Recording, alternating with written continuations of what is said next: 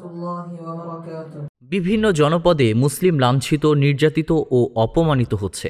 এর থেকে পরিত্রাণ পেতে বিশ্বের সকল মুসলিমকে একত্রিত হবার আহ্বান জানিয়েছেন কারি শায়েখ নেসার আহমেদ আন নাসিরি। গত রোববার সন্ধ্যায় রাজধানীর উত্তরায় মার্কাজুত তাহফিজ ইন্টারন্যাশনাল মাদ্রাসার উদ্যোগে আন্তর্জাতিক ইসলামিক কনফারেন্সে এসব কথা বলেন। আমরা আপনাদের সন্তানদের জন্য এখানে প্রতিষ্ঠান করেছি, আপনাদের সন্তানদেরকে কিভাবে বলবান হাফেজ বানানো যায়। তো আমরা শিক্ষক যদি তৈরি না করি তাহলে বাচ্চাদের আমি একে পড়াতে পারবো না। সেই জন্য মিশরে দীর্ঘ 10 বছর যাবত যাওয়া আসা করতেছি শুধুমাত্র এগুলো শেখার জন্য। নিজে শিখে নিজে এর সনদ নিয়ে তারপর শুরু করেছি।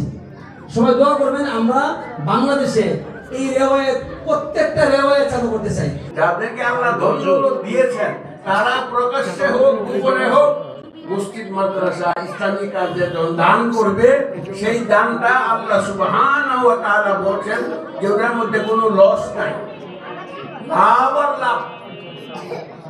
কিরকম লাভ? অসম্ভব লাভ। তাহলে কারি সাহেবের তেলাওয়াত দিয়া শুরু হয়েছিল, তার তেলাওয়াতের আয়াত দিয়ে আমি শেষ করলাম। এই প্রতিষ্ঠানের জন্য এলাকার যারা আছেন এগিয়ে আসেন।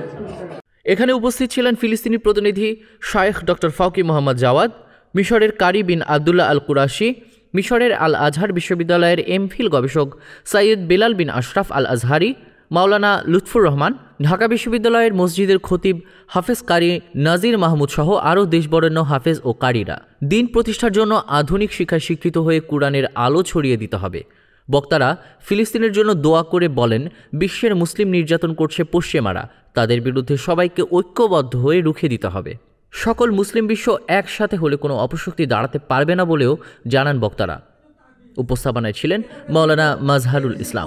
বিপ্লব জাগরণ করেছে আমাদের হাত ধরে, আমার হাত ধরে যদি আমি এটাকে বলি, আমার হাত ধরে আমি নিজে শতাধিক ছাত্রকে বিভিন্ন রাষ্ট্র নিয়ে গিয়েছি, যারা কোরআন তেলাওয়াতে সৌদি আরবে মিশরে 1 নম্বর হয়েছে, 123 দেশ হারায়া 100 দেশকে হারিয়ে এরকম হাফেজরাও এখানে আছে। আমরা উত্তরাতে এই কাজটুকু করতে চাই, আপনাদের সন্তানদেরকে সারা বিশ্বের মধ্যে নিয়ে প্রথমবারেতে চাই, তাদেরকে বিশ্ববিখ্যাত ইসলামিক স্কলার বানাতে চাই।